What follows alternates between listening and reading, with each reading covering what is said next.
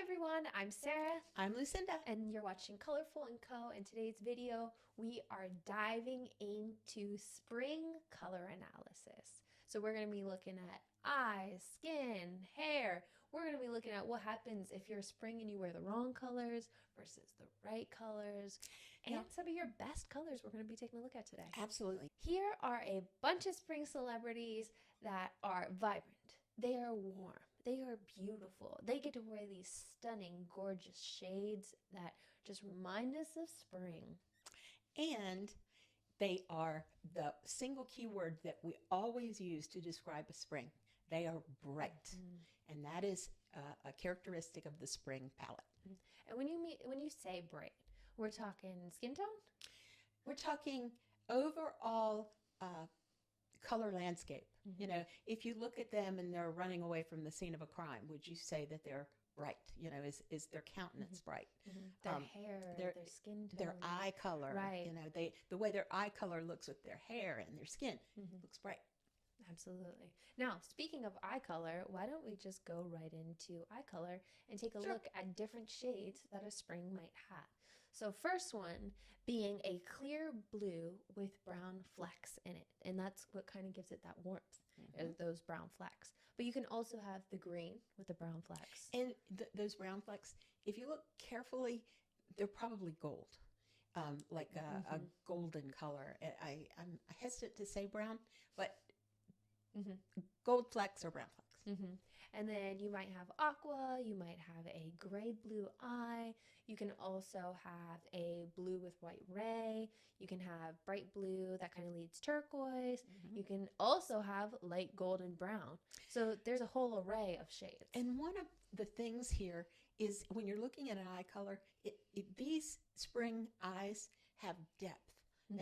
They're jewel-like almost, rather than, you know, some eye colors, they're a little bit flatter in their appearance. But for example, we say that you can have a clear blue eye and it has brown flecks. It's almost like glass. And the same is true about the light golden brown. You can see into it. It's got depth. It's got dimension. That's a spring eye. It almost makes me want to say it's a vibrant eye. Right. So moving on to skin. Now, every shade I say is pretty much going to be warm undertones. So you have your ivory, with Freckles? I almost said fleckles. Freckles, you have your peach skin tone, your golden, you have your medium skin tone, but very golden. So really it's just that array with a warm undertone.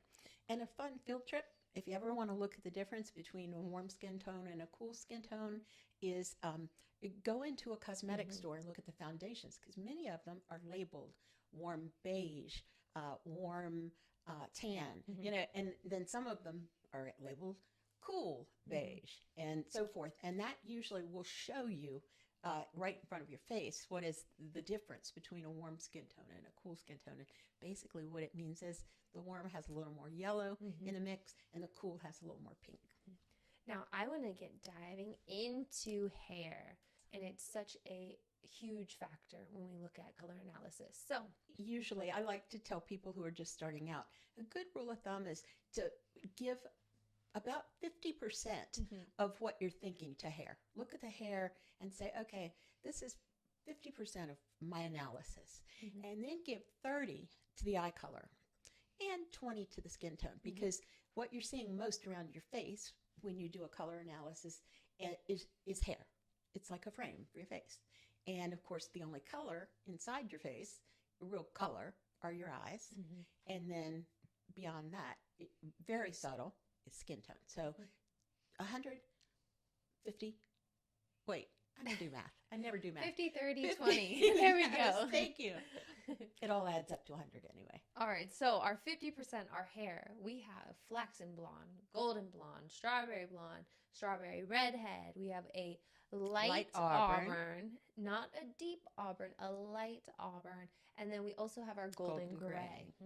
And one thing that these all have in common is that they're medium to light.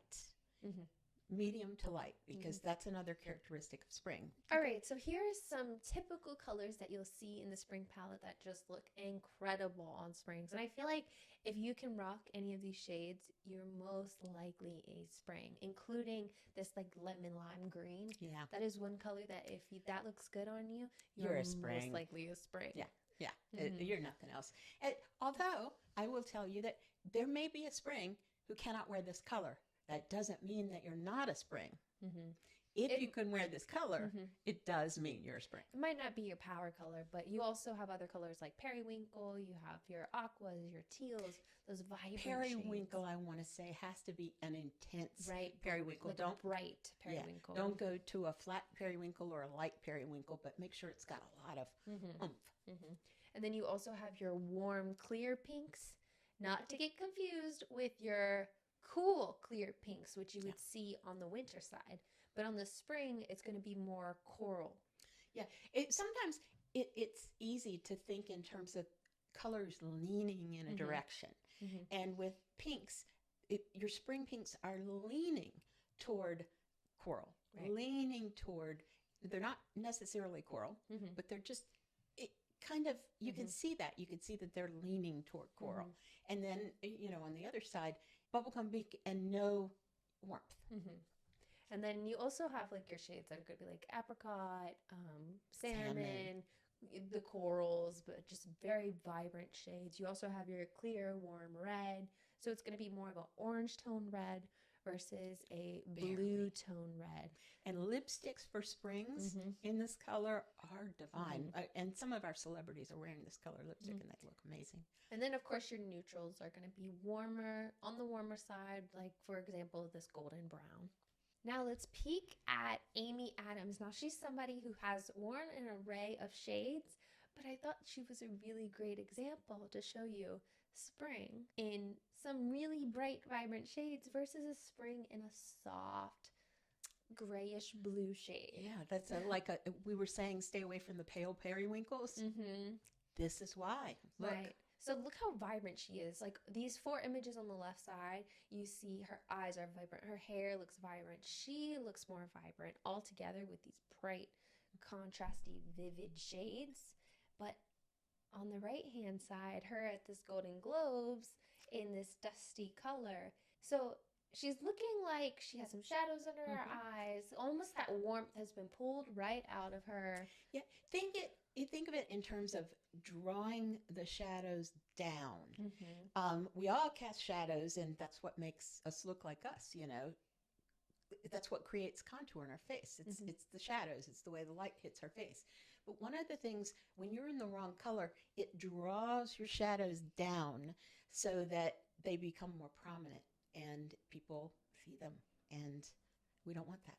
We want to look Now, I have something really fun to look at. I found these 3 images of Amy Adams. These are all around the same time. But the one on the far left in this orangey coral color, she's actually older in this image than she is in the middle image. These are Golden Globes, 1 year right after the other. And she just looks younger to me in that coral color versus the dusty blue color that we saw earlier. What's so great about this particular set of photos is she's basically wearing the same lip color, so you can't attribute it to that. And it looks like her blush is the same. It's kind of a peachy apricot, still the same.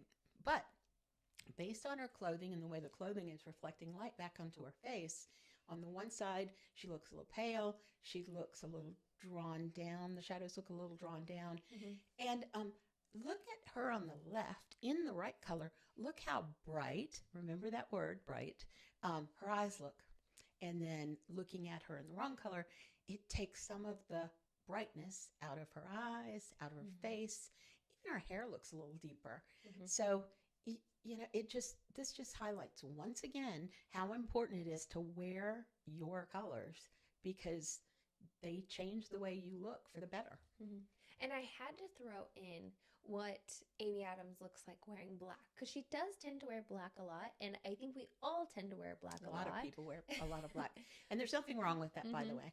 Now, if that's what you want to do, Go for it. But I just wanted to show what a spring looks like wearing black and what you might see, which of course is those shadows you mentioned earlier, drawing her down.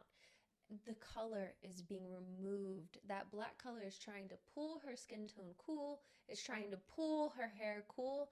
As you can see, she has red hair and it looks almost brownish. Mousier. It looks mousier. Yeah. And Sarah did a really good job of selecting this photo because she brought the black right up to, she picked one that it was a black turtleneck. Now, one of the things we always say is if you found a black dress, you love it, try to make sure it's strapless. You know, make sure that the black doesn't go up too far, because that's where you get into trouble. But she looks a little chalky under the eye here. And that's something that you just don't want to put yourself through if you can look amazing like she does on the left side. All right, so if you have any questions regarding spring color analysis, feel free to put them down in the comments below. We would love to answer any questions you have. As always, I'm Sarah. I'm Lucinda. And this is Colorful&Co, and we will see you in the next video.